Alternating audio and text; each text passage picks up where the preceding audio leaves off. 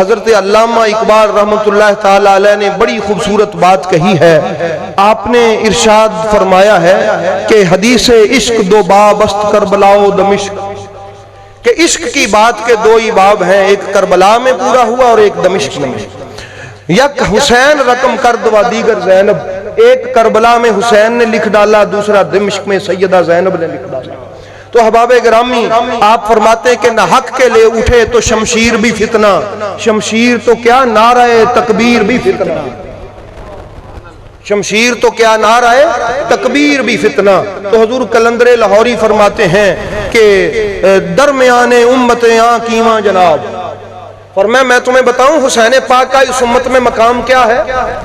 आज मौलवी के पास तो छोटी सी सन्यारियों से भी छोटी तकड़ी है, वो जी तुमने ऐसे कह दिया तो ये हो जाएगा। कलंदर बोला लाहौर वाला, उसने कहा कि इस साहिब का मकाम उम्मत में ये है कि हम चू हरफे कुल हवल्ला दर किताब, जिस तरह कुरान में कुल हवल्ला का मकाम है इसी तरह उम्मत में हुसैन का मकाम है।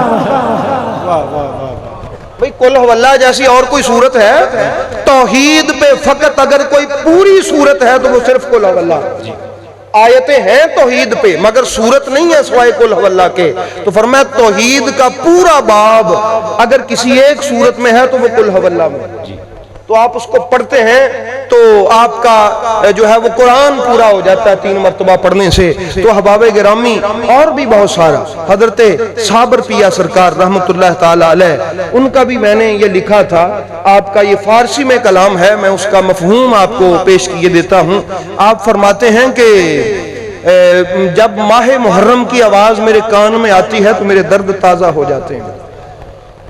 मेरे दर्द क्या कि हर जिन्नो इंस के दर्द ताजा हो जाते हैं। अहबाबे गिरामी मेरे नबी पाक को जब मौला हुसैन की शहादत की खबर मिली तो मेरे नबी खुश हुए थे। कभी जिब्रील आके कहता है कि आका आपका ये बेटा शहीद होगा, जिब्रील चला जाता है, नबी पाक रोते हैं। फिर बारिश वाला फरिश्ता आता है, आका आपका ये बेटा शहीद होगा, नबी पाक फिर रोते हैं। वो फरिश्ता चला जाता है, फिर एक वो फरिश्ता जो कभी भी नहीं आया वो आता है, आके कहता है या रसूल अल्लाह आपका ये बेटा शहीद होगा।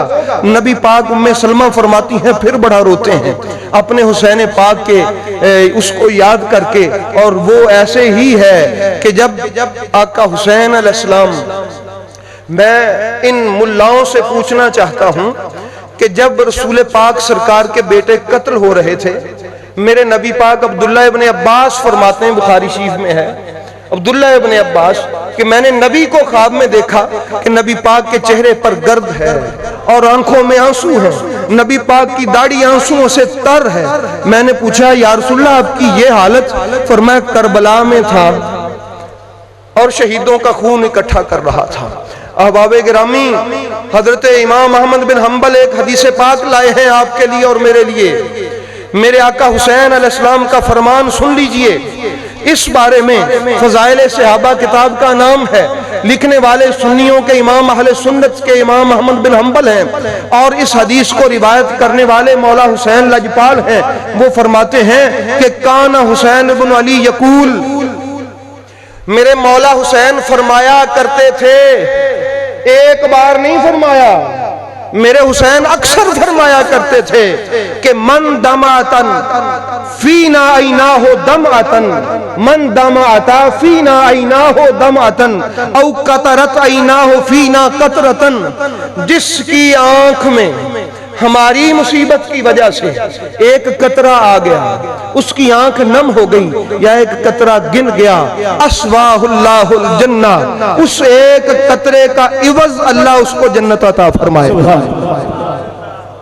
ये जो मौलवी कहते हैं कि शहीद पे खुश होना चाहिए, क्या ये मेरे नबी पाक को कहते हैं ना नबी जिंदा है, नबी पाक सुनते हैं, नबी पाक हयात हैं। चलो यहाँ नहीं तो मदीने में जाके जुर्रत रखता है कोई मौलवी, वो नबी से जाके कहे कि या रसूलल्लाह आप क्यों रोए थे, शहीद पे तो खुश होना चाहिए।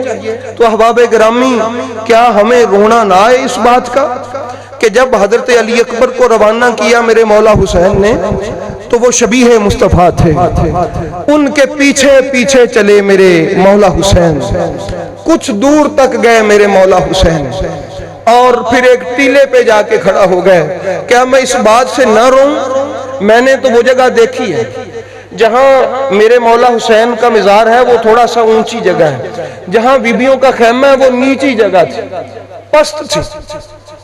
पूछा गया या आका हुसैन, ये जगह नीची है, पस्त है, आपने यहाँ बीबियों के खैमे लगाए हैं? फरमाया हमने कत्ल होना है, हमारी बेटियां हमें कत्ल होता कैसे देखें? क्या मेरे आका हुसैन की वो बात हमें न तड़पाए कि सैयदा ज़ैनब पाक सलामुल्लाह तआला अलैहा टीले पे खड़ी हैं और उनके सामने उनके भाई हुसैन का सर उतारा जा रहा है? और क्या ये बात हमें रुलाए ना? वो एक जुमला मेरे मौला हुसैन का तड़पाता है खुदा की कसम, कि जब हजरत अली अकबर के सीने से बर्छी का फल निकाल रहे थे ना गोद में रख के, तो जब बाल सफेद हो रहे थे स्याह से, तो मेरे मौला हुसैन का एक जुमला हमें बार बार तड़पाता है, जिसको गोद में रख के कहा था मेरे मौला हुसैन ने कि अकबर, अली अकबर तेरा बाप बूढ़ा हो गया, तेरा बाप हुसैन अब बूढ़ा हो गया, तू दुनिया से चला गया, तेरा बाप हुसैन बूढ़ा हो गया। अब बाबे गिरामी क्या इस बात पे रोए ना कि उस छोटे से बच्चे को तीर मारा, जिसको तीर खा के ये भी नहीं पता कि रोते हैं कि हंसते हैं? इस बात पे रोना ना आए कि मेरे रसूल पाक की बेटियों को हाथ बांधे गए।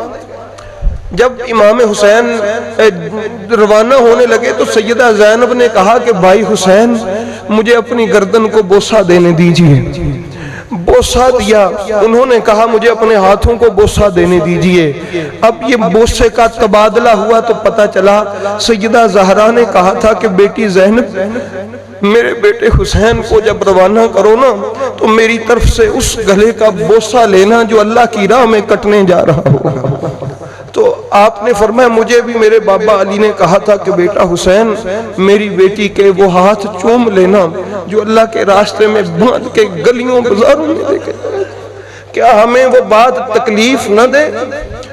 अब आप ख्याल करें ना, आप सोचें कि आपको कोई कत्ल कर दे, आपका सारा कबीला कोई मार दे, आपकी लाशें पड़ी हों, आपकी जवान बेटी, आपकी बीवियों को, आपकी बेटियों को, बहनों को कोई हाथ बांधे और बांध के बाजार में लेके चले कतार में खुले मुंह बेपर्दा। वो हमारी बेटियां नहीं थी, वो रसूल की बेटियां थी। ये कत्ले हुसैन से बड़ा गम है सादात के लिए, ये हुसैनियों के लिए रसूल पाक के बेटे के कत्ल से बड़ा दुख है।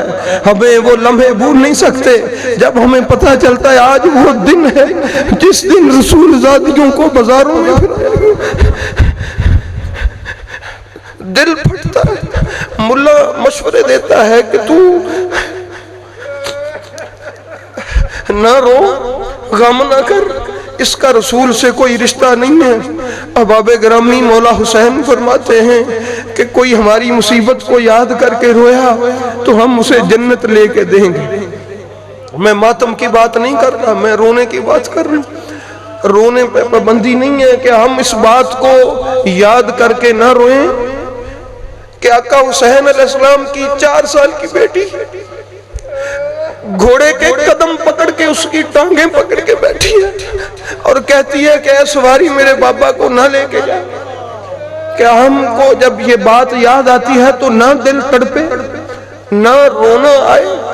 क्या हम ये बात याद करके ना रोएं कि जब सैयदा ज़ैनब सलामुल्लाह ताला अलैहा सैयदा सकीना को ढूंढते ढूंढते पहुंची तो देखा कि सैयदा सकीना इमाम हुसैन अलैहिस्सलाम के लाश मुबारक के पास बैठी रो रही हैं और फुफी जान से कहती हैं कि फुफी, मैं तो आदी थी सीने पे सोने की, सीने पे तीर इतने हैं कि सीने पे अब मैं अपना सर भी नहीं रख सकती, लेटने की जगह भी नहीं है। क्या मेरे मौला हुसैन अलैहिस्सलाम की उस पाक बेटी के तड़पने को याद करके दिल न तड़पे, हमारे दिल न रोए?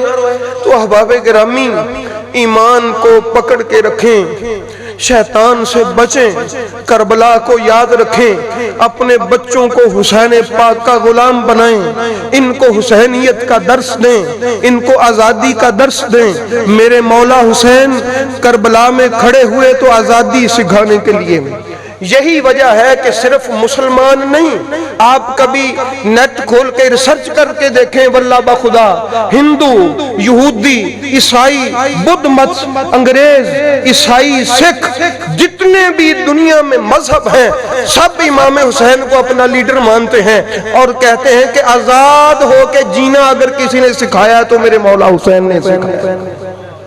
आप भी आजाद होके जिए, इस दायरे से निकलें जो मौलवी का दायरा है। ये दायरा इस्लाम का दायरा नहीं है, हुसैन पाक का दायरा इस्लाम का दायरा है।